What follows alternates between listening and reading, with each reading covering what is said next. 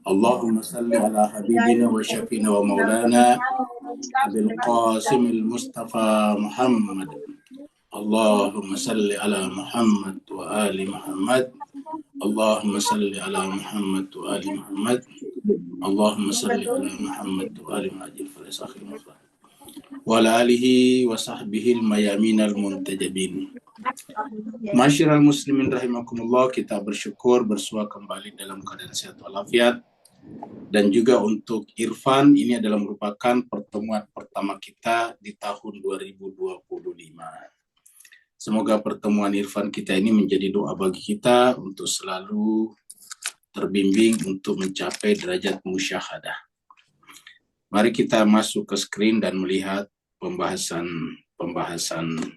Irfan kita.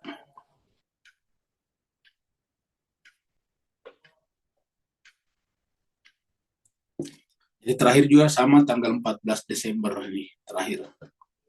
Jadi kita ada 1 bulan lebih juga tidak ada kelas, ada 5 kali pertemuan ya. Dan terakhir pembahasan kita adalah ini, bab yang ke-12, judulnya Cinta Dunia, Sumber Kealpaan Kalbu. Jadi cinta dunia, sumber kealpaan kalbu. Jadi sebelum kita lanjut, kita sampaikan bahwa cinta dunia dengan menggunakan dunia 2 hal yang berbeda. Kita tidak harus menggunakan dunia karena kita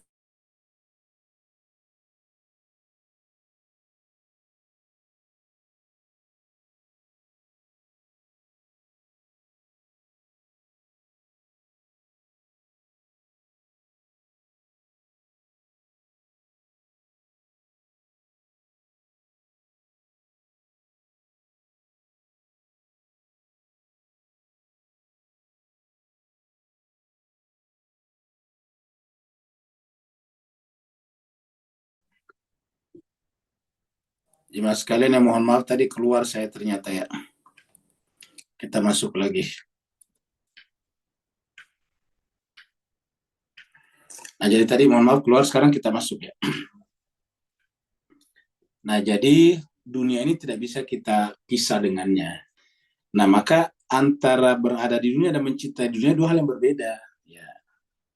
Mencintai dunia 2 hal yang berbeda. Contohnya misalnya kita mencintai hobi sepak bola misalnya, bola sepak. Ya walaupun kita tinggal di rumah kita, tetapi cinta kita kepada sepak bola atau bola sepak. Jadi kita tetap di rumah kita, setiap hari kita makan, minum, tidur, istirahat di rumah kita bersama dengan keluarga kita. Tapi yang namanya cinta sepak bola itu pikiran kita selalu ada di lapangan bola sepak. Selalu ada di lapangan, selalu ingin pergi main sepak bola atau bola sepak. Nah, itu namanya cinta. Nah, hal yang sama tentang cinta dunia. Ya. Harusnya cinta kita kepada pemilik dunia. Ingat, cinta kita adalah pemilik dunia, bukan dunianya. Kalau kita mencintai pemilik dunia, otomatis kita bersama dengan dunia. Karena kita mencintai pemiliknya, bersama dengan dunia itu sendiri. Nah, dengan demikian, yang dimaksud cinta dunia di sini adalah melalaikan pencipta dunia. Nah, Tuhan mengatakan bahwa, Imam Khomeini mengatakan bahwa cinta dunia itu adalah sumber kealpaan kalbu. Nah, jadi di sinilah ya, pembahasan terakhir kita baca sedikit karena pendek. Ketahuilah berdasarkan fitrah dan watak aslinya, bila kalbu sudah terpikat dan mencintai sesuatu, maka objek kecintaannya itu akan menjadi pusat perhatiannya dan kiblatnya untuk menghadap. Jadi kalau jiwa mencintai sesuatu itu dijadikan kiblatnya, dijadikan sebagai pusat perhatiannya. Sekalipun ada urusan yang menyibukkannya atau menghalanginya untuk berpikir tentang keadaan dan keindahan yang meliputi objek kecintanya itu. Jadi misalnya kita cinta tadi kepada bola sepak, kita sibuk bekerja di kantor, di office. Nah, tetapi yang ada di pikiran kita pada saat kerja di office tetap ada di lapangan bola sepak, walaupun tidak seintensif ketika tidak ada kegiatan. Nah, begitu selesai kantor kita, selesai urusan pekerjaan kita langsung pergi ke bola sepak, lapangan sepak bola untuk bermain bola. Jadi langsung pikirannya ke sana. Begitulah juga dengan orang yang cintanya kepada dunia. Buktinya, begitu kesibukannya sejenak mereda dan halangan itu sedikit berkurang, maka kalbu ini akan segera terbang menemui objek kecintaannya dan bergelantungan di hadapannya.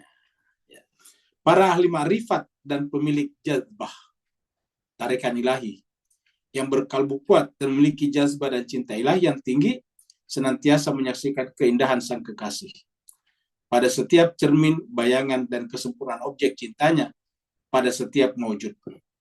Mereka kemudian berseru, mengikuti ucapan Imam Ali bin Abi Thalib karramallahu wajhahu.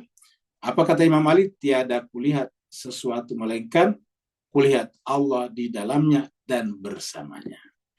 Jadi tidak ada kulihat sesuatu melainkan kulihat Allah di sana dan bersamanya. Ini adalah kata-kata Imam Ali sebetulnya adalah ayat Al-Quran. Di dalam surat Al-Baqarah ayat 115 dikatakan, walillahil masyriqu wal maghribu fa aina ma tuwallu fa thamma wajhullah. Milik Allah lah timur dan barat, maka kemana saja kamu menghadap, artinya apa saja yang kamu lihat, maka yang kamu lihat adalah wajah Allah di sana. Nah, sama dengan kata-kata ini.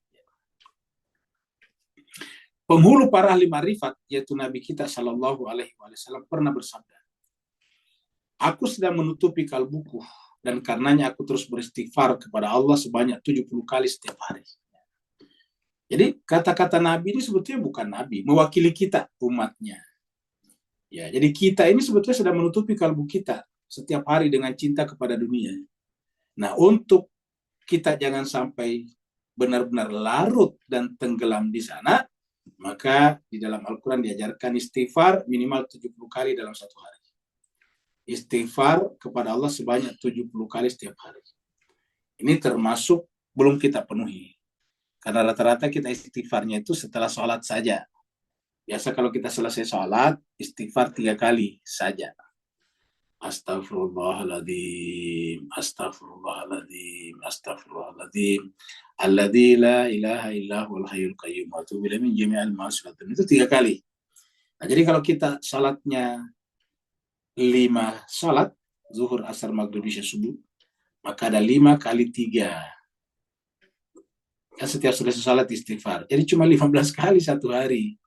Belum terpenuhi ini 70 kali. 70 kali. Ya. Jadi harusnya setiap kita selesai salat fardu, berarti ada 15 kali, ditambah dengan setiap selesai salat-salat salat-salat sunnah, seperti salat qabliyah, ba'diyah. Nah, ini bisa mendekati. Ya. Karena kalau kita tambah dengan salat ba'diyah, salat qabliyah zuhur, katakanlah 2 rakaat, berarti di sana ada istighfar juga 3 kali. Setelah salat zuhur ada ba'diyah, dan seterusnya, maka lumayan mungkin ada sekitar 30-an semuanya. Ditambah dengan 11 rakaat malam. 11 rakaat malam itu sekitar 33 lumayan. Jadi harus disertai dengan setiap selesai sholat. Tetapi tidak harus selesai sholat ini. Bisa dilakukan kapan saja. Di mobil, ketika kita sedang menyopir atau memandu mobil, kita bisa membaca istighfar, astagfirullahaladzim. Sekarang kita masuk pada paragraf baru. Sungguh istighfar beliau itu lantaran beliau menyaksikan keindahan sang kekasih. Jadi kalau dianya istighfarnya bukan karena salah sebetulnya. Kata-kata menutupi kalbu di sini tidak berlaku pada Nabi. Ya. Sungguh istighfar beliau itu lantaran beliau menyaksikan keindahan sang kekasih pada cermin. Terutama bila mana beliau menyaksikan keindahan itu pada cermin-cermin yang kotor. Seperti cermin Abu Jahal. Nah, itu kan kita sebetulnya. Kita semuanya inilah. Ya. Abu Jahal adalah contoh yang paling ekstrim. Penyaksian ini akan menimbulkan kotoran dan keburukan pada kalbu manusia sempurna itu. Sekiranya pada kalbu sebagian ahli ma'rifat yang tidak terlalu kuat, sehingga interaksi dengan beragam mawjud selain Allah, al-kasarat, mengurangi derajat kehadiran kalbu mereka dalam menghadap Allah, maka begitu kesibukan interaksi itu mereda, kalbu mereka akan segera terbang menuju sangkar zat yang maha kudus dan bergelantungan pada keindahan zat yang maha indah. Zat maha indah. Jadi sebetulnya konteks istighfar seperti inilah yang disebutkan tadi Nabi di sini, aku beristighfar sampai 70 kali dalam setiap hari. Istighfar seperti itu. Ya, dan kalau kita lihat di dalam Al-Quran, ya ada juga kata-kata istighfar yang lain. Contohnya saya dalam surat Al-Fat, ya. Kita lihat surat Al-Fat di sini. Surat Al-Fat ini ayat 1. Ya. Ini dia. Jadi kalau kita lihat surat Al-Fat, surat 48, ya. Ini ada kata-katanya. Bismillahirrahmanirrahim. Inna fatahna laka fatham mubina. Sesungguhnya kami membukakan kepada Muhammad pembukaan yang nyata. Kami berikan kemenangan dengan kemenangan yang nyata. Fathan itu terbuka. Jadi Nabi itu terbuka pintu hatinya. Sehingga tidak ada lagi sesedikit apapun, setipis apapun, tirai yang menghalangi antara dirinya dengan Allah, dengan kekasihnya. Jadi dengan fatham mubina. Nah setelah terbuka semuanya, di sini ada kata-kata liyaghfiralakallahu ma qaddama min dzambika wa ma ta'akhkhar. Jadi kalau ini terbuka, otomatis dosa-dosa yang lalu itu akan dihapuskan dulu. Nah, jemaah sekalian berbahagia. Ini artinya apa? Ini bukan mewakili Nabi, kitanya. Dengan terbukanya Nabi, dia bisa menjadi wasilah perantara yang berikan nanti syafaat nanti di akhirat. Liyaghfira lakallah. Karena dengan begitu Allah akan mengampuni. Ini kata-kata yaghfira di sini adalah fi'il mudhari. Apakah Nabi terus berdosa? Tentu tidak. Tentu maksudnya mewakili kita. Jadi Allah lah, Rasulullah lah yang akan mengampunkan dosa-dosa kita di hadapan Allah, seperti yang disampaikan di dalam surat An-Nisa ayat 64. Ya, 64. Jadi kita sebelum lihat di sini, kita pergi ke surat An-Nisa dulu ya, 64 ya, biar jelas. Kita ke surat An-Nisa dulu ini. Ya. Kita ke sini ya. Ini dia surat An-Nisa. Ayatnya 64.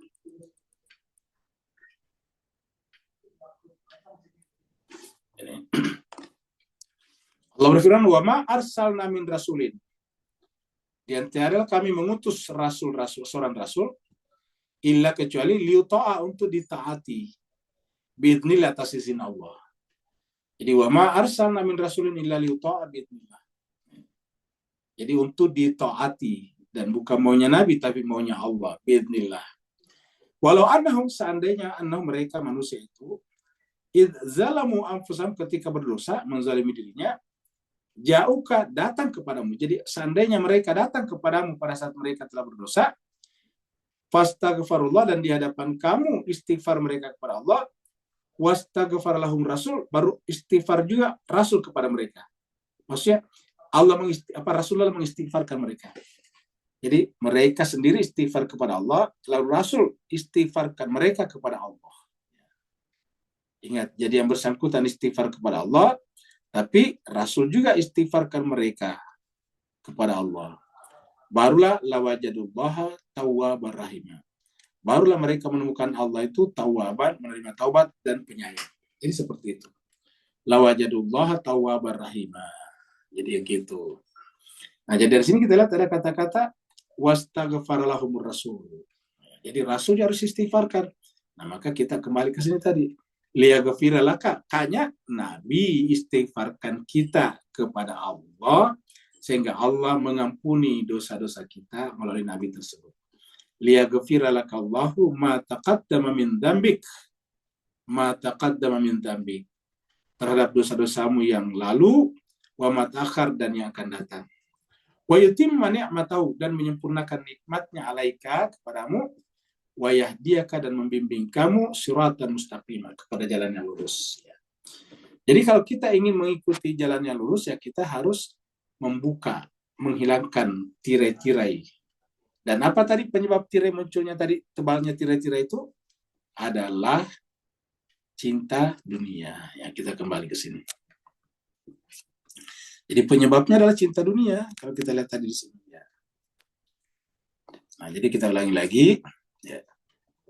Ya, jadi sekiranya ada kalbu sebagian ahli ma'rifat yang tidak terlalu kuat sehingga interaksi dengan beragam maujud selain Allah mengurangi derajat kehadiran kalbu mereka dalam menghadap Allah, maka begitu kesibukan interaksi itu mereda, kalbu mereka akan segera terbang menuju sangkar zat yang maha kudus dan bergelantungan pada keindahan zat yang maha indah.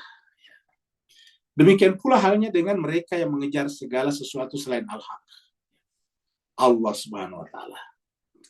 Jadi demikian pula halnya dengan mereka yang mengejar segala sesuatu selain Allah. Ya.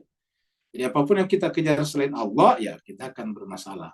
Makanya tadi kita katakan di atas di sini, cinta dunia harusnya tidak boleh mengatasi cinta kita kepada Allah. Apabila cinta kita kepada dunia mengatasi cinta kita kepada Allah, nah itulah hakikat cinta dunia. Tapi kalau kita cinta kepada Allah dan kita buktikan cinta kita kepada Allah dan bertanggung jawab dalam dunia, sehingga kita juga menggunakan dunia dengan hukum-hukum dan format-formatnya, maka itu bukan cinta dunia namanya. Seperti itu. Seperti Nabi misalnya bepergian dengan apa? Dengan onta. Kan berarti ada ontanya. Ada kuda. Pergi berperang dengan kuda kan berarti harus ada kudanya. Ya, pergi berperang harus ada pedang, panah, kan harus ada alat-alat senjatanya. Begitu semuanya. Bahkan dia tidur di rumahnya, berarti kan ada rumahnya, ada dunianya. Nah, yang dimaksud di sini cinta dunia bukanlah berarti kita memiliki benda-benda, tetapi maksudnya cinta kita kepada Allah telah dikalahkan oleh cinta kepada dunia. Demikian pula halnya dengan mereka yang mengejar segala sesuatu selain Al-Haq, Allah. Bagi ahli ma'rifat, semua yang mengejar segala sesuatu selain hak termasuk dalam golongan pencari dunia. Nah ini dia. Kata-kata ini perlu kita besarkan, bisa kita kasih warna. Jadi bagi ahli ma'rifat, semua yang mengejar segala sesuatu selain Al-Haq, maka termasuk dalam golongan pencari dunia. Ya. Bagi ahli ma'rifat, semua yang mengejar segala sesuatu selain Al-Haq, termasuk dalam golongan pencari dunia. Golongan ini pun akan terus-menerus menghadap dan terpikat pada apa yang mereka kejar. Jadi ingat, golongan ini maksudnya yang mencari sesuatu selain Al-Haq. Ya. Jadi yang dimaksud di sini adalah yang mencari sesuatu. Ya. Mencari sesuatu, mengejar segala sesuatu selain Al-Haq. Ya. Golongan ini pun akan terus-menerus menghadap dan terpikat pada apa yang mereka kejar. Ya. Bila kecintaan mereka pada apa yang mereka kejar ini begitu kuat, sehingga seluruh bagian kalbu mereka terkuasai olehnya, maka niscaya mereka akan tenggelam dalam tawajuh. Tawajuh itu bermuwajah, face to face, kepadanya di setiap saat. Pada setiap keadaan dan kesempatan, serta dalam segala sesuatu. Pada setiap keadaan dan kesempatan, serta dalam segala sesuatu. Bila dalam kalbu golongan ini tersisa sedikit kecintaan pada Al-Haq, maka tetap saja dalam keadaan tenang, kalbu mereka akan kembali pada apa yang mereka kejar ya di dunia. Ya, jadi seperti itulah. Seandainya ada sedikit cintanya kepada Allah ini, ya. Bila dalam kalbu golongan ini tersisa sedikit kecintaan kepada Al-Haq, kepada Allah, maka tetap saja dalam keadaan tenang, kalbu mereka akan kembali pada apa yang mereka kejar, yakni dunia. Ya. Yakni dunia. Ya. Golongan yang sudah terpikat kuat oleh rasa cinta pada harta, golongan yang sudah terpikat kuat oleh rasa cinta kepada harta, kekuasaan dan jabatan, maka mereka bakal terus menyaksikan objek-objek yang dicintainya itu dalam tidur, menjadi mimpi baginya, dan memikirkannya di saat terjaga. Jadi terbawa dalam mimpinya, dalam tidurnya, kemudian begitu terjaga langsung ke situ lagi pikirannya. Ini semuanya sebetulnya bisa kita rasakan kalau kita punya urusan sangat penting biasanya. Kalau kita punya urusan sangat penting, selalu kita pikirkan. Begitu kita bangun, itu yang kita pikirkan lagi. Nah, itu sebetulnya adalah kita sudah mulai terpukau dan terpikat pada sesuatu selain Allah. Itulah sebabnya bagi para ahli ma'rifat dan terutama para insan kamil, mereka apapun keadaannya selalu tenang, selalu dalam keadaan tenang, stabil. Beda dengan kita, begitu ada sedikit masalah kita biasanya panik. Ya, kenapa? Karena kita merasa terancam oleh hilangnya apa yang kita cintai. Kita panik jadinya. Ya. Nah, kalau para rasul, para nabi, para imam itu tidak ke situ lagi. Ya. Makanya misalnya Imam Hussein di Karbala itu tetap tenang. Ya. Padahal mau dibunuh oleh ribuan orang, puluhan ribu orang, tetap tenang.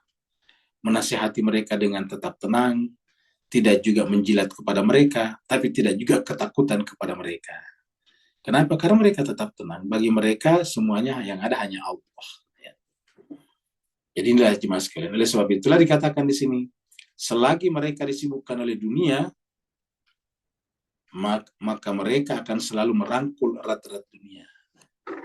Selama mereka, ya, selagi mereka disibukkan oleh dunia, mereka akan selalu merangkul erat-erat dunia. Kata disibukkan di sini bukan berarti tidak mencari ya, bukan berarti mencari dunia. Ya. Maksudnya hatinya disibukkan dengan cinta dunia. Ya, karena kalau kita bertani kan harus sibuk dengan sawah. Kalau kita beternak kan harus sibuk dengan hewan ternak kita, entah ayam, entah kambing, entah sapi. Kalau kita misalnya menjadi guru kan harus sibuk dengan materi yang akan kita ajarkan. Ya, yang dimaksud sibukkan oleh dunia di sini adalah disibukkan hatinya oleh cinta kepada dunia. Selagi mereka masih disibukkan oleh cinta kepada dunia, maka mereka akan selalu merangkul erat-erat dunia. Mereka paling takut tertinggal oleh dunia dan melakukan apa saja, termasuk membunuh seperti yang dilakukan oleh Umar bin Sa'ad bin Abi Waqqas. Ya. Seperti yang terjadi pada Umar bin Sa'ad bin Abi Waqqas. Ya. Jadi kita tahu Umar bin Sa'ad bin Waqqas secara sepintas dia tidak berani, tidak ingin membunuh Imam Hussein. Dia tahu Imam Hussein orang baik dan cucu Nabi yang sangat dicintainya. Tapi begitu diancam kehilangan jabatannya, nah mulai. Nah, kan berarti bahwa dia akan merangkul erat-erat dunia. Nah, ketika orang sudah disibukkan oleh dunia, ataukah hatinya selalu sibuk dengan dunia, maka begitu terancam, dia akan merangkul erat-erat dunia. Bahkan rela mengorbankan kemanusiaan, mengorbankan agama dan sebagainya. Nah, inilah yang banyak terjadi sehingga kemudian agama secara formal juga terkadang agak kesulitan untuk eksis. Apa sebabnya? Karena tidak sedikit daripada orang yang dianggap beragama juga sebetulnya hanya memegang agama di pinggir-pinggirnya saja. Memegang agama itu di tepi-tepinya saja. Seperti yang dikatakan Allah di dalam surat 22, surat Haji. Ya, kita lihat sini.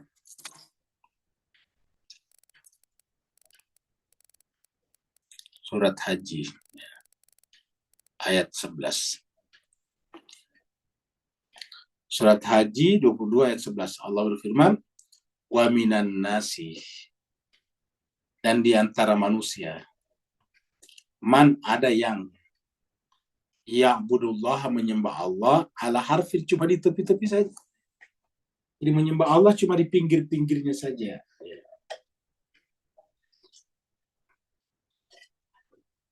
Ala kadarnya saja. Jadi menyembah Allah ala kadarnya, tepi-tepi saja, harf. Bahkan secara bahasa ini harf ini artinya huruf. Yang namanya kata itu kan terdiri daripada huruf-huruf. Dan ketika huruf itu berdiri sendiri, dia bukan kata, tidak punya makna. Nanti punya makna kan kalau berbentuk kata. Ya. Kalau dipisah-pisah itu namanya huruf muqatta'ah.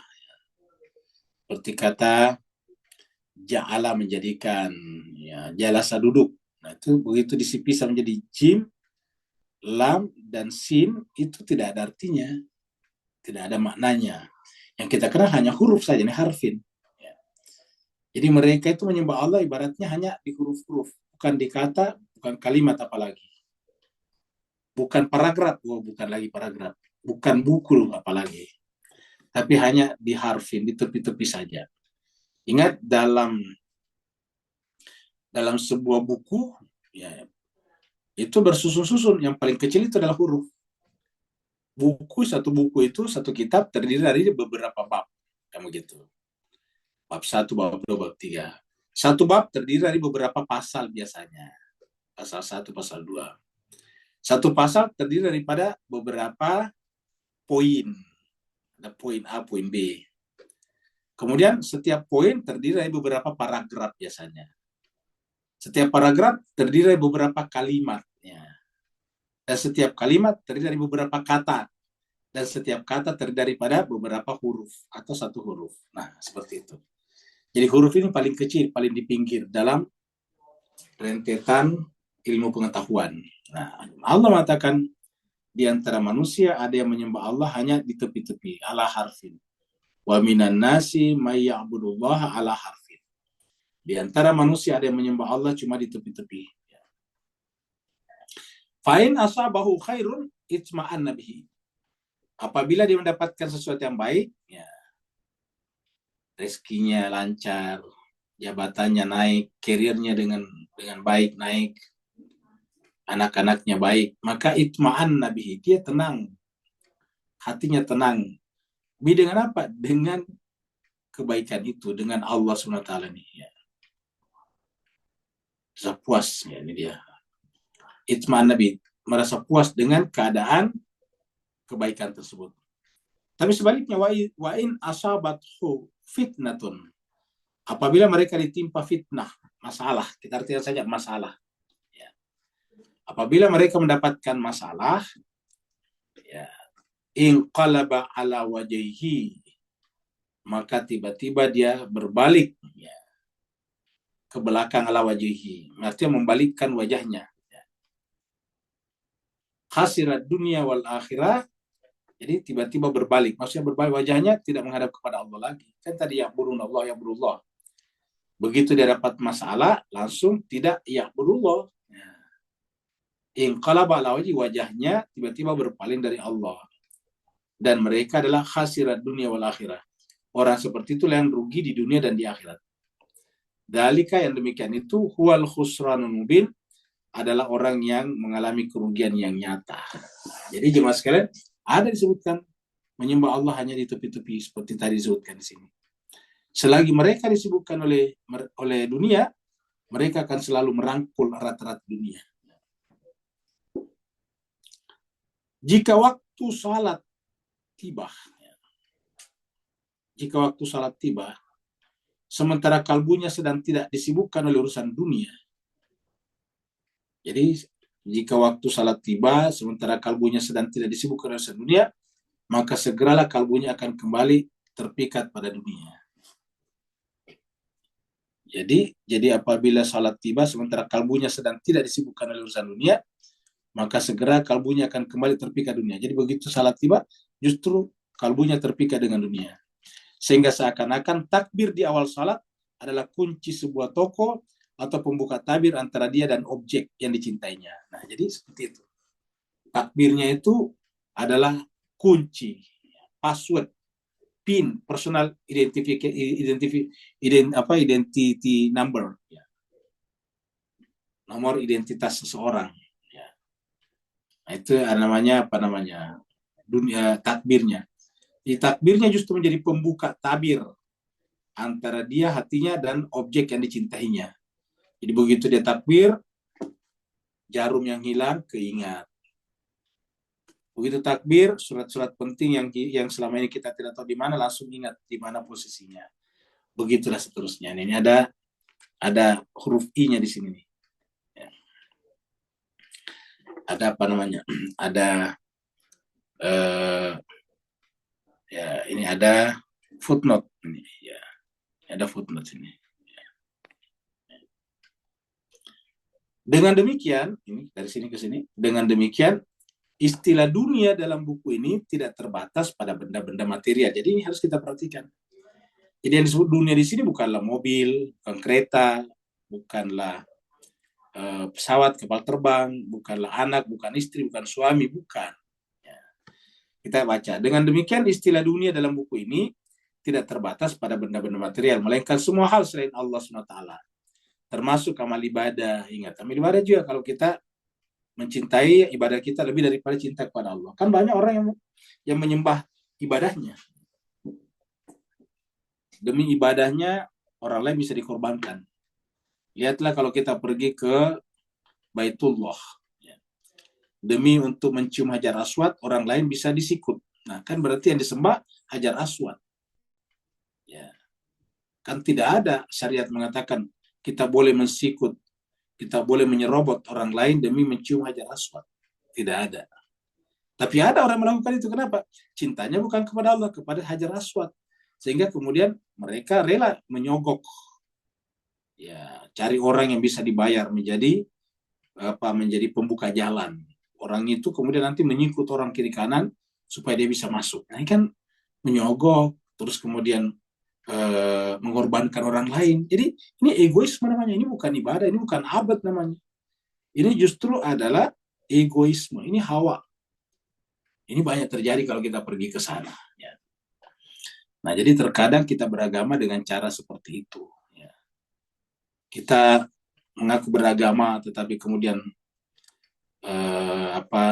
menara dibuat tinggi sekali, tuanya banyak, sehingga kemudian membuat berisik orang di sekitarnya. Nah, ini sebetulnya bukan ibadah, ini bukan syariat, ini bukan juga syiar, ini adalah egoisme. Ya.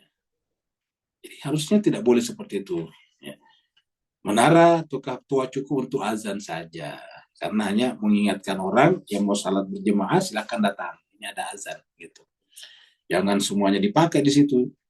Ustadznya mimpin salat, pakai toa di atas di situ. Ustadznya ceramah, pakai toa di atas situ. Nanti datanglah ibu-ibu lagi membuat nasyid-nasyid, dijual pakai toa di situ. Luar biasa. Sore nanti anak-anak mengaji, pakai toa di situ. Akhirnya berisik orang di sekitarnya. Ya. Jadi dengan demikian kita teruskan lagi. Dengan demikian istilah dunia dalam buku ini tidak terbatas pada benda-benda material, melainkan semua hal selain Allah SWT, termasuk amal ibadah, termasuk zikir, wirid, zikir, wirid, dan amal-amal ibadah, dan semua kebaikan seperti sedekah, berbuat baik kepada orang tua dan sebagainya, yang tidak ditujukan untuk Allah. Yang tidak ditujukan untuk Allah, maka termasuk dalam kategori dunia. Jadi masuk dalam kategori dunia menurut para ahli ma'rifat. Oleh sebab itu, salat yang tidak ditujukan untuk Allah justru bisa menjadi kunci untuk mendekatkan diri seseorang kepada dunia. Jadi oleh sebab itu, salat yang tidak ditujukan untuk Allah justru bisa menjadi kunci untuk mendekatkan diri seseorang kepada dunia, bukan kepada Allah. Ini adalah footnote I.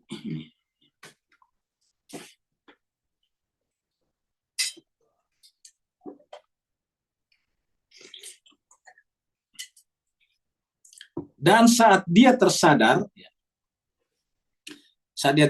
ternyata salatnya sudah berakhir. Jadi salat berakhir tanpa rasa. Karena kenapa? Karena tadi semuanya kemana-mana. Jadi ketika kita salat selesai, nggak berasa tadi. Itu tadi kita salat atau tidak ya? Kenapa? Karena kita tidak rasa. Hati kita tidak ikut di sana. Jadi hati kita tidak ada di sana. Saat dia tersadar ternyata salatnya sudah berakhir tanpa sedikit pun ada perhatian terhadapnya. Dalam keseluruhan, dalam keseluruhan waktu salatnya dia terus merangkul pikiran-pikirannya tentang dunia. Tadi kita dalam salat kita menghitung untung rugi. Dalam salat kita bikin planning. Dalam salat kita mencari barang-barang hilang. Dalam salat kita memikirkan masakan yang dimasak di atas dapur, seperti itu. Dalam salat kita memikirkan kebun yang kemungkinan dimasuki oleh hewan-hewan buas dan seterusnya. Itulah mengapa kita menemukan bahwa meskipun kita sudah melaksanakan sholat selama 40 atau 50 tahun, namun tetap saja sholat tidak meninggalkan kesan apapun dalam kalbu kita, kecuali kegelapan dan kotoran. Nah, ini menarik di kata-kata Imam ini. Ingat, yang menyampaikan ini adalah seorang arif bijaksana. Dia katakan itulah mengapa kita menemukan bahwa meskipun kita sudah melaksanakan sholat selama 40 atau 50 tahun, namun tetap saja salat tidak meninggalkan kesan apapun dalam kalbu kita, kecuali kegelapan dan kotoran belaka saja. Jadi kita 40 tahun, 50 tahun salat tidak meninggalkan kesan apapun dalam kalbu kita. Dalam konteks inilah, dalam masyarakat tidak bisa dibedakan lagi antara yang salat dan tidak salat. Sama saja perbuatannya. Sama-sama suka menipu, korupsi juga, cinta dunia juga sama. Bedanya adalah satunya pergi ke masjid mungkin, satunya mungkin tidak ke masjid. Ya. Tapi secara perilaku sama, tidak bisa dibedakan. Ya, yang salat juga mencuri juga kalau tidak ada yang perhatikan. Yang salat juga ya, korupsi juga ketika dia dapat kesempatan. Yang salat itu juga mencaci maki orang kalau dia marah dan seterusnya. Ini disebutkan Imam Khomeini. 40 tahun atau 50 tahun mereka salat, tapi tetap tidak meninggalkan kesan apapun di dalam kalbunya. Kecuali kegelapan dan kotoran. Kegelapan dan kotoran. Kegelapan dan kotoran. Inilah yang menjadi masalah. Nah, jadi harusnya jiwa kita itu tidak boleh seperti itu. Ya, kita lihat di sini ada sini nih. Ya, ada ayat di sini nih. Kita ke atas. Nah, kita lihat ini ayat 26 ini surat Yunus. Surat Yunus surat 10 ayat 26. Apa kata Allah? Coba kita lihat di sini. Allah berfirman, lilladzina ahsanul husna. Jadi bagi orang-orang lilladzina, bagi orang-orang yang ahsanul husna, yang melakukan perbuatan baik, ya, waziyadah, dan terus bertambah. Jadi orang-orang yang melakukan amalan al-husna, ini al-husna adalah biasanya di depannya asmaul husna, ini adalah ahsanul husna, berbuat dengan perbuatan al-husna, ya, dan bersifat progresif, waziyadatun, ini waziyadatun, progresif. Yang pertama. Yang kedua, wala yarhaqu wujuhahum qatarun wala dillatun, dan wajah-wajah mereka tidak tertutup, tidak terselimuti, ya, oleh qatarun, gelap gulita. Qatarun sini gelap gulita, hitam pekat. Tidak juga oleh kehinaan, wala zillatun. La yarhaqu wujuhahum qatarun wala dhillah. Ya, apakah jadi syaratnya adalah la yarhaqu wujuhahum. Ini kata wajah di sini maksudnya wajah hati, ya. Wajah hati mereka tidak ditutup, tidak tertutup oleh qatarun. Kita artikan qatarun ini debu hitam, ya, tabir yang tebal. Wala dhillah, dan juga tidak kehinaan. Apa kata Allah? Ulaika, mereka itulah ashabul jannah, penghuni surga. Jadi untuk menjadi penghuni surga syaratnya gini nih. Ahsanul husna wa ziyadah, dan terus bertambah, progresif. Ya. La yarhaqu wujuhahum qatarun wala zillah. Apa kata Allah? Ulaika ashabul jannah. Mereka itu adalah penghuni surga. Hum fiha khalidun. Mereka kekal di dalamnya. Sebaliknya, ya. Sebaliknya. Ini 27 surat Yunus. Walladzina kasabu, orang-orang dan orang-orang yang kasabu, mengerjakan sayiat. Jadi ini lawan daripada ahsanul husna. Jadi kalau perbuatan terbaik ahsanul husna, sebaliknya kasabus sayiat. Sayiat lawannya al husna. Sama-sama jamak, ya. Dan orang-orang yang melakukan pekerjaan buruk, pekerjaan jahat, ini jazau sayiatin, hukuman balasan imbalan dari perbuatan buruknya bimisliha, sama dengan perbuatan tersebut. Wa tarhaquhum zillah, dan wajah hati mereka ditutupi oleh kehinaan. Wa tarhaquhum zillatun. Apa kata Allah? Orang seperti ini malahum minallah min asim. Tidak ada lagi bagi mereka di sisi Allah pelindung, tidak ada pemberi syafaat. Malahum minallahi min asim. Bagi mereka tidak ada lagi di sisi Allah asim, pemberi pertolongan, pelindung. Bagaimana dengan wajah mereka, wajah hatinya ini? Wujuhum, wajah hati mereka. Ka'annama ughsyiyat wujuhum qita'an minal laili muzliman. Jadi wajah hati mereka itu seakan-akan ughsyiyat, diliputi, diselimuti, ditabiri oleh apa? Qita'an. Ya. Oleh apa namanya? Selimut malam. Kita sebut saja kata minalai, selimut malam yang gelap gulita. Kalau sekitar itu artinya sepotong, kita saja selembar. Sehelai selimut malam yang gelap gulita. Jadi inilah orang yang kasabus sayiat. Jadi ini harus dilatih diri kita. Yang sampai berbuat begini. Apa kata Allah? Ulaika ashabun nar. Mereka itu adalah penghuni neraka. Ulaika ashabun nar. Mereka adalah penghuni neraka. Hum fiha khalidun, mereka kekal di dalamnya. Jadi mirip. Tadi juga hum fiha khalidun di atas ini tadi. Ya. Ini ya tadi. Ulaika ashabul jannah hum fiha, sama-sama. Bedanya ini adalah ulaika ashabul jannah. Kalau tadi ulaika ashabun nar hum fiha khalidun. Ya ini. Ya. Ulaika ashabun nar. Kalau tadi ulaika ashabul jannah. Sama-sama hum fiha khalidun. Nah, jadi bedanya juga adalah wujuhahum. Wajah-wajah mereka. Kalau yang tadi di atas, wajah-wajah mereka itu, ya, yang ini tadi, ya, wajah mereka, layar haku wujuhahum qatarun waladillah. Wajah mereka tidak tertutup sedikit pun, sehelai pun daripada debu, selapis debu hitam, dan juga tidak ada kehinaan. Dia dipenuhi dengan kemuliaan.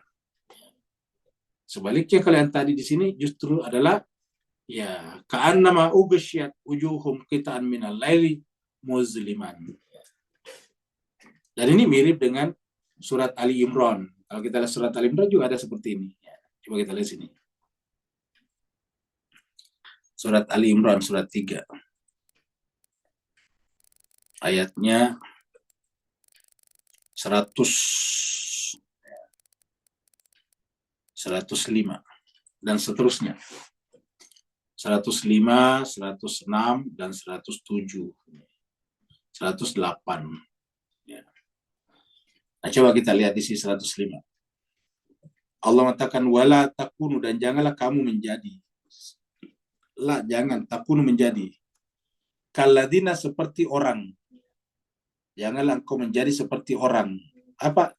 Tafarraku, yang kerjanya tafarruk, bercerai-berai. Wakhtalafu, berselisih. Makanya di pengajian kita, di tadabbur kita, karena based on Al-Quran, ya kita selalu mengatakan, ya perbedaan mazhab dan organisasi tidak boleh menjadi alasan kita bercerai-berai. Ya. Tidak boleh. Berbeda organisasi ribut. Orang tidak masuk organisasi dikecam dan sebagainya. Ya. Berbeda mazhab ribut. Ini harusnya Al-Quran mengatakan, wala takunu, janganlah engkau menjadi kak seperti alladzina, orang-orang yang tafarraku, bercerai-berai. Wakhtalafu, berselisih, mimba dimaja ahumul bayinat, setelah datang kepada mereka kitab suci yang menjelaskan segala sesuatunya. Siapa yang tafarruk dan ikhtilaf, ulaika lahum adzabun azim. Mereka itu adalah mendapatkan azab yang pedih.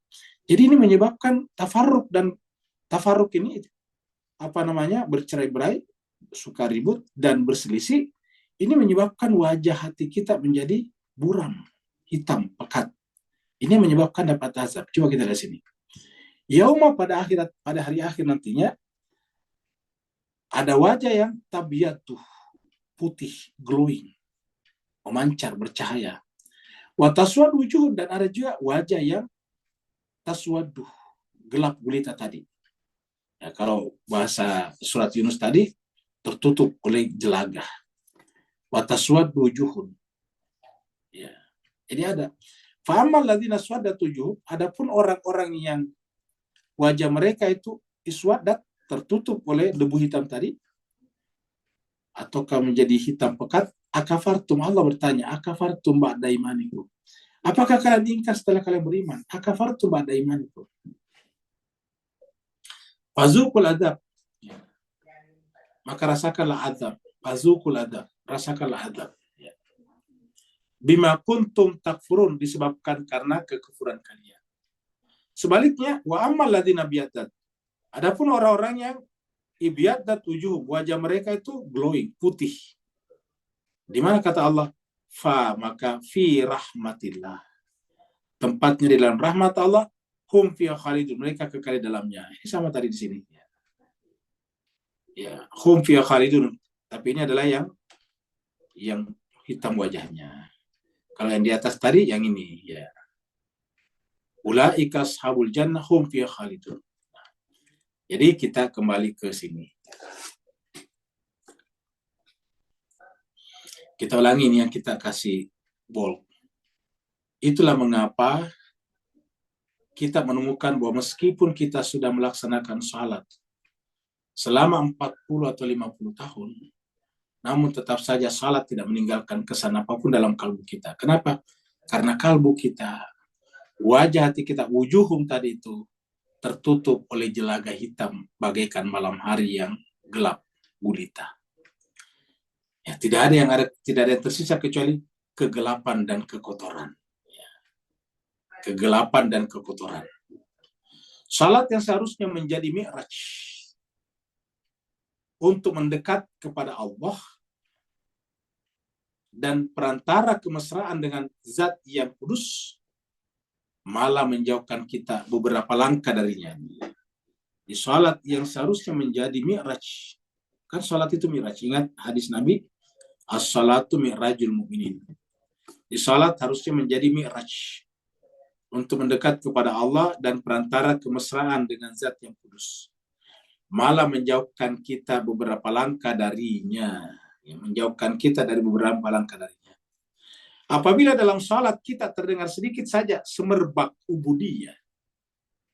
Apabila dalam salat kita terdapat sedikit saja semerbak itu aroma ubudiyah, maka hasilnya akan terasa dan tumbuh rasa rendah hati. Coba, sedikit saja.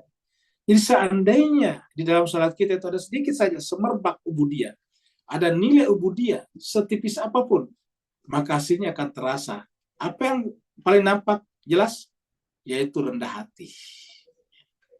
Tumbuh rasa rendah hati. Rendah hati, tawadu, wara, zuhud, humble. Rasa rendah hati dalam diri kita. Bukannya malah menambah ujub. Kesombongan, takabur, dan kebanggaan diri, riya. Yang masing-masing dari sifat-sifat buruk itu bisa mendatangkan kehancuran dan kemalangan bagi manusia. Jadi sifat-sifat ini, jadi menambah sifat kita wujud. Ini ujub, kesombongan,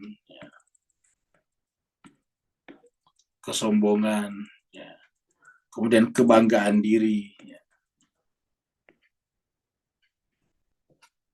Makanya tidak sedikit kita salat itu justru riya, ujub. Kita merasa saya kan yang paling bagus salatnya di antara kalian. Buktinya apa? Buktinya jidat saya hitam. Nah gitu. Jadi seakan-akan hitam jidat itu menjadi riya baginya. Tidak boleh kan jidat hitam? Boleh aja, karena itu kan otomatis saja kalau rajin sujud hitam jidatnya. Tapi bisa menimbulkan riya, kebanggaan diri. Seakan-akan kita berkata yang menunjukkan saya banyak sujud. Kalian tidak ada karena kalian tidak banyak sujud. Nah begitu. Itu namanya ujub. Itu sudah sombong. Itu bangga diri namanya. Ya. Yang masing-masing sifat ini, kata Nabi, itu bagaikan api yang membakar daun-daun kering. Berbahayanya ini ujub. Ya, ujub, riya, takabur kalau kita singkat. Ujub, riya, takabur. Riya itu termasuk di antara yang sum'ah. Riya itu pengen dilihat, sum'ah mau didengar. Ya. Jadi ujub, riya, takabur ini masing-masing dari sifat-sifat buruk itu bisa mendatangkan kehancuran dan kemalangan manusia. Nah, karena ini bisa mendatangkan kehancuran dan kemalangan, inilah agaknya. Yang kalau berdasarkan pendapat Imam Khomeini di sini, Inilah agaknya dimaksud Allah di dalam surat Al-Baqarah. Kita lihat surat Al-Baqarah di sini. Surat 2, 195.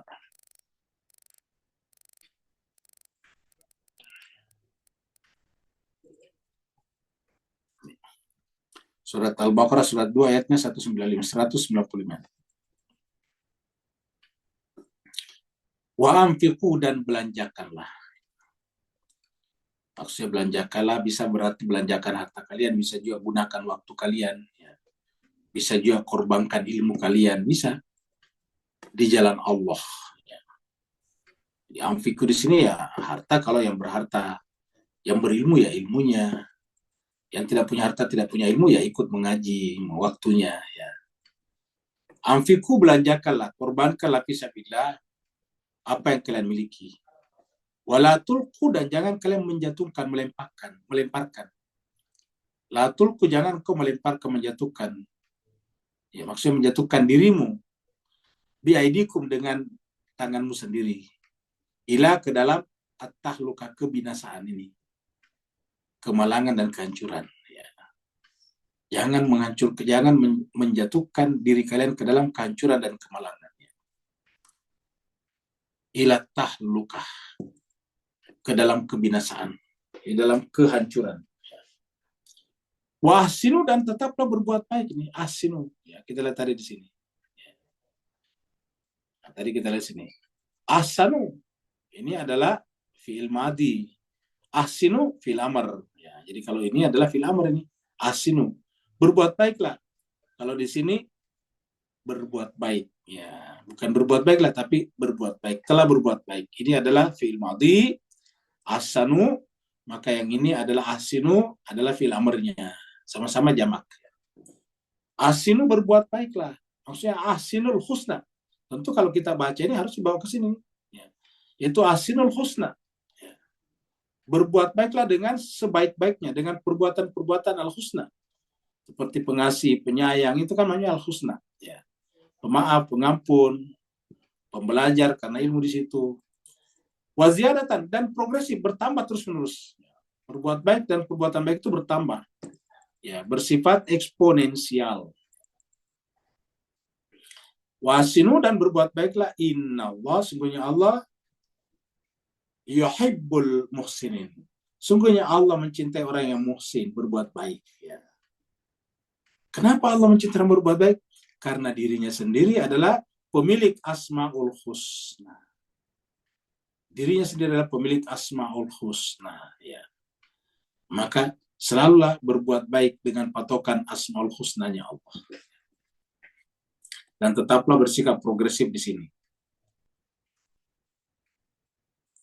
Jadi wala tulku ila biadikum ila tahlukati wasim, dan tetaplah berbuat baik. Innallaha yuhibbul muhsinin. Allah mencintai orang-orang berbuat baik. Ya. Kita kembali ke sini. Ya. Jadi ini adalah bisa menjadi penghancur dan membuat malang manusia. Yaitu sikap ujub, sombong, takab, bangga. Atau biasa kita sebut dengan URT. Diberhati-hatilah dengan URT. Ya. URT. Ya.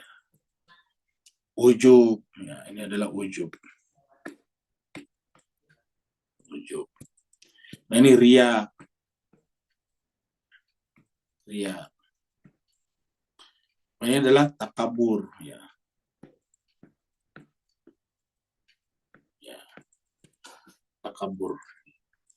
Ujub, selalu ingin dipuji. Apa, selalu memuji dirinya. Ujub itu takjub pada dirinya. Ria, selalu ingin dipuji. Membangga-banggakan dia. Takabur, membangga-banggakan dia. Takabur, membesarkan dirinya. Inilah penyakit. Yang kata Imam Khomeini tadi, ini 3 penyakit yang bisa menghancurkannya. Bisa mendatangkan kebinasaan dan kemalangan. Kehancuran dan kemalangan. Kalau Imam Khomeini, kehancuran dan kemalangan. kemalangan. Bisa mendatangkan kehancuran dan kemalangan. Ujub, riya, takabur.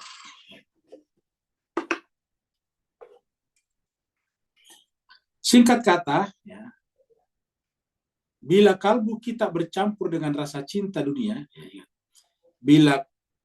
bila kalbu kita bercampur dengan rasa cinta dunia, sedemikian sehingga pemakmuran dunia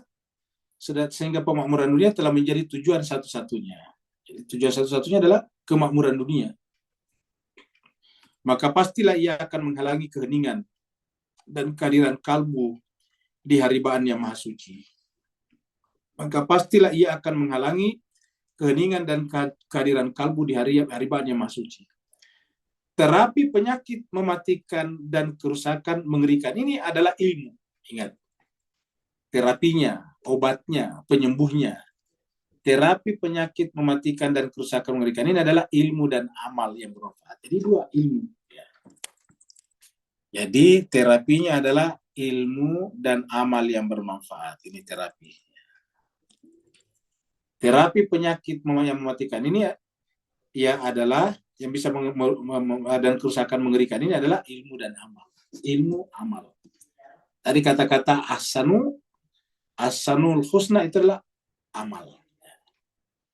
Jadi ilmu dan amal yang bermanfaat. Inilah pentingnya kita terus belajar. Jadi cuma dua, ilmu amal. Dan kita sampaikan ilmu amal ini jumlah hurufnya sama dan jenis-jenis hurufnya pun sama. Ya, kita sudah terangkan dulu.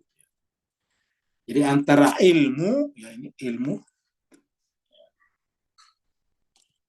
dengan amal, ya, sama nih. Sama-sama jumlah hurufnya 3, 1 ya ini. 1, 2, 3. 1, 2, 3. Sama-sama ain, ain. Lam, lam. Mim, mim sama nih persis. Ya. Bedanya kalau ilmu, lamnya duluan. Ya. Kalau amal, mimnya duluan. Ya. Jadi kalau al-ilmu, lamnya duluan. Ya. Kalau amal, mimnya duluan. Ya. Jadi seakan-akan kalau kita ilmu itu, kita harus sumber ilmu paling tinggi itu Allah. Ya. Lamnya Allah. Sedangkan kalau amal, contoh yang paling jelas adalah Muhammad, Rasulullah. Mimnya Muhammad. Ya. Jadi ini kita sebut lamnya Allah, ilmu. Jadi ini adalah ilmu. Ya. Ini adalah amal. Nah, jadi dua hal ini yang menjadi terapinya. Ilmu dan amal. Jadi ilmu dulu baru amal. Jadi dari ilmu, ya. Jadi dari sini turun ke sini. Ya. Ilmu amal. Ya. Ilmu amal. Nah, seperti itu. Ya. Dan kalau kita beramal, Allah menambah ilmunya. Jadi naik lagi ke sini. Ya. Kalau kita sudah mengamalkan sesuatu, ilmunya bertambah nih. Ya. Ya. Jadi Nabi mengatakan, man ta'allamal Qur'an wa 'allamahu, siapa yang belajar Al-Qur'an mengajarkannya, maka mengajarkan berarti mengamalkan. Ya. Allamahu ma'lam ya'lam. Allah mengajarkan ilmu yang tidak diketahui sebelumnya. Jadi kita ajarkan naik ke atas ini, begitulah seterusnya berputar-putar di sini. Ya. Jadi inilah utama sebetulnya ilmu amal. Inilah pekerjaan kita harusnya sehari-hari. Jadi tidak ada orang Islam yang harusnya tidak pecinta ilmu dan terus belajar apapun profesinya, dan dengan belajar itu dia mengamalkan. Ya. Ilmu-ilmu ini seperti misalnya irfan, sangat menarik untuk diamalkan kalau kita seorang pedagang. Untuk apa? Supaya kita bisa mengentertain, kita punya pelanggan, customer. Ya. Customer yang di-entertain, yang bagus pelayanannya, dia akan datang lagi. Menjadi aset kita. Ya. Begitulah seterusnya. Kalau apa saja, ya. Kalau kita penjual jasa, pengguna jasa kita amalkan kata-kata yang baik. Sama tadi dengan pedagang juga, jasa juga. Ya. Jadi akhirnya ini menjadi lingkaran yang melahirkan power. Yang namanya tenaga itu kan muncul dari lingkaran. Seperti contohnya dinamo. Berputar melahirkan daya listrik. Ya, seperti itu. Berputar melahirkan daya listrik. Jadi kita teruskan tadi. Jadi penyakit mematikan ini dan kerusakan ini terapinya adalah ilmu dan amal yang bermanfaat. Ilmu bermanfaat yang merupakan terapi ampuh untuk penyakit ini adalah perenungan tentang hasil-hasil cinta dunia dan perbandingannya dengan segala kemudaratan yang diakibatkan olehnya. Jadi kita merenungkan apa yang kita dapat dengan cinta dunia. Ya, kan kita cinta dunia, kita mendapatkan semuanya, apa yang kita dapat daripadanya. Coba kita renungkan. Jadi ilmu bermanfaat yang merupakan terapi ampuh untuk penyakit ini adalah perenungan. Jadi ilmu itu adalah ilmu tentang perenungan, ilmu tafakkur tentang hasil-hasil cinta dunia dan perbandingannya dengan segala kemudaratan yang diakibatkan olehnya. Penulis maksudnya Imam Khomeini ya, telah membahas dan menjelaskan tema ini dalam buku 40 hadis. Kita tahu Imam Khomeini punya buku 40 hadis Imam Khomeini. Di sana dibahas 40 hadis. Ya, itu dibaca di sana. Di sana kita bisa baca juga mengenai masalah ini. Jadi, penulis telah membahas dan menjelaskan tema ini dalam buku 40 hadis secara ringkas dan semampunya. Di sini kami akan menjelaskan sebagian hadis Ahlul Bait alaihi salatu wassalam ala kadarnya. Ya. Tapi karena waktu kita selesai, kita akhiri sampai di sini ya. Jadi nanti pada pertemuan berikutnya kita sampai di situ ya. Jadi ini adalah hari ini tanggal 25 ya. 25 ya. Bulan Januari 25 ya. Yang mau bertanya dipersilakan. Assalamualaikum Ustaz. Waalaikumsalam warahmatullahi wabarakatuh. Silakan Pak Nur. Alhamdulillah, barakallahu fi ajib. Assalamualaikum Muhammad wa alihi ajib. Labaik ya Ustaz. Astagfirullah. Bismillahirrahmanirrahim. Ustaz, beri pencerahan, teguran dan panduan apabila seorang abid yang fokus bersungguh-sungguh dalam ibadah tadi, tapi tujuannya pada hal syurgawi, contohnya seperti bidadari. Apakah itu tidak cinta dunia, Ustaz? Barakallahu fi afwan. Baik, Mas Keserbai, jadi kalau ada orang yang beribadah bersungguh-sungguh tetapi orientasinya, fokusnya, tujuannya, objektifnya adalah surga, itu masih rendah. Walaupun tidak salah tetapi masih rendah. Ya. Apa sebabnya? Karena kita tidak bisa masuk ke dalam surga tanpa ridhonya. Jadi harusnya yang kita tuju bukan surganya tapi ridhonya.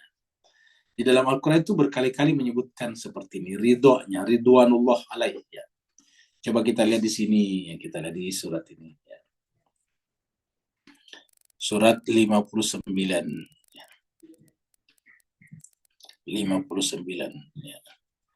Ayatnya ya 9. Ayat 8 ya ini. Lil fuqara'il muhajirin alladzina ukhriju min diyarihim. Ya, di atas ini berbicara tentang infak sedekah atau semacamnya yang harusnya diberikan kepada orang fakir dari kalangan muhajirin. Yang mereka itu adalah terusir dari rumah-rumah mereka dan dipisahkan dengan harta mereka. Jadi harta mereka disita, diambil oleh orang-orang kafir Quraisy ketika mereka akan hijrah. Apa yang memotivasi, apa yang mendorong mereka untuk berhijrah bersama Rasulullah? Ya betaguna fadlam minallah. Semata-mata karena mencari karunia dari Allah. Jadi ya betaguna fadlam minallah. Tidak ada yang motivasi mereka kecuali mencari karunia dari Allah, waridwana, dan ridhonya. Wa yansuruna Allah, baru kemudian menolong Allah dan Rasulnya. Dalam Al-Quran, di dalam surat Muhammad, sebelum ini, surat 40 itu dikatakan, intansurullah yansurukum. Nah ini wa yansuruna Allah wa rasulah. Mereka menolong Allah dan Rasulnya dengan berhijrah ini. Ya. Apa kata Allah? Ulaika humus sadiqun. Mereka itulah orang yang benar tadi. Jadi mereka itu yang benar. Jadi kalau orientasinya tadi sorga, belum termasuk kategori as-sadiqun. Tapi bukan berarti mereka itu buruk. Ya sudah lumayan bagus, tetapi harusnya semua amal perbuatan kita adalah ya betaguna fadla minallahi wa ridwana wa yansuruna Allah wa rasulah. Atau kalau di dalam ya, di dalam surat Al-Bayyinah, ya surat 97, 98 ya. Ya, ini. Ya. Ayatnya 5. Wa ma umiru, yang tiadalah mereka diperintahkan, manusia diperintahkan, illa kecuali untuk ya'budullah, menyembah Allah, mukhlisin, ikhlas, mukhlisin lahuddin hunafa, dalam keadaan polos, ikhlas, polos, ya. Mukhlisin lahuddin hunafa. Ini artinya apa? Tidak ada yang kita tuju kecuali kembali kepada fitrah, dan itu adalah Allah. Jadi kalau mengharapkan surga, takut kepada neraka, masih di bawah grade-nya. Baru setelah itu wayuqimus shalah. Jadi kalau kita sini, salat itu dilakukan setelah memperbaiki niat ini. Tujuannya beribadah adalah mukhlisin, illa liya'budullaha mukhlisin. Ya, mukhlishina lahuddin hunafa. Baru wayuqimus shalah wa yutuz zakat, baru wadzalika dinul qayyimah. Yang seperti inilah disebut dengan agama yang lurus, agama yang tegak. Dzalika dinul qayyimah. Ini kata-kata ini, kalimat ini sama dengan surat Ar-Rum ayat 30. Ya. Ingat, perhatikan tadi sini kata-kata dinul qayyimah di sini, dinul qayyimah. Ya. Kita lihat di dalam surat Ar-Rum, surat 30. Ya. Ayatnya 30 juga. Ini. Fa'akim wajhaka lid-dini hanifa. Ini sama hanif ya. Fa'akim wajhaka lid-dini hanifa. Ya. Fitratallah allati fataran nas 'alaiha. Fitrah Allah itu yang digunakan untuk menciptakan, memfitrai manusia atasnya. La tabdila li khalqillah. Itu tidak ada perubahan, satu orang dan orang sama. Kata la tabdila li khalqillah tidak berbeda antara orang dulu dan orang sekarang. Sama-sama orang dulu, antara orang Arab dengan orang Ajam sama juga. Nah, la dzalika ad-din al-qayyim. Itulah dinul qayyim, sama tadi. Dzalika ad-din al-qayyim walakin, akan tetapi aksaran nasi la ya'lamun. Akan tetapi kebanyakan manusia tidak mengetahui. Dengan demikian, apa yang sudah fitrah di sini? Kembali tadi ke surat Al-Bayyinah, yaitu mukhlishina lahuddina hunafa. Wa ma umiru illa liya'budullaha mukhlishina lahu dina hunafa. Ya. Atau di dalam surat Al-Hasyr tadi, ya betabuna fadlan minallahi wa ridwana. Seperti yang kita lihat juga di dalam surat Al-Baqarah sini, berkenaan dengan Imam Ali bin Abi Thalib ketika ditinggalkan seorang diri di rumah dalam selimut, baru Nabi pergi bersama dengan Abu Bakar ke Madinah dan bersembunyi nanti di Gua Saur, ya, 207.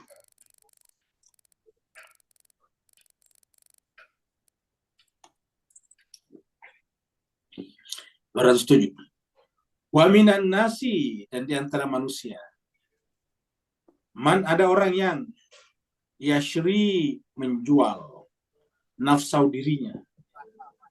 Apa yang memotivasi, apa objektifnya? Ibtigha'a mardatillah. Semata-mata mencari ridho Allah. Ibtigha'a mardatillah.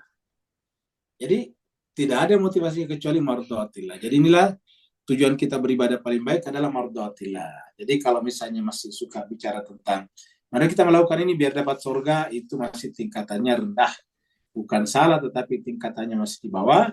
Tingkatan yang paling tinggi adalah ketika kita ibtigha'a mardatillah, sampai pada tingkat mengorbankan. Ini kata menjual ini mengorbankan diri. Karena Ali di sana tidur di tempat tidurnya Nabi, itu artinya mengorbankan dirinya. Ya. Coba nanti kalau pagi-pagi orang kafir yang ada di luar tiba-tiba masuk ke dalam rumah dan tidak membuka selimut, langsung menebas saja, itu kan terbunuhlah Ali di sana, kan begitu. Tapi untungnya tadinya sebelum orang kafir Quraisy itu membunuhnya, ketika dia masuk waktu pagi, diangkat selimutnya, lihat Ali. Ya, mereka kecewa dan mereka takut. Jadi wa minan nasi may yashrib nafsahu ibtigha. Jadi Ali di sana adalah apa?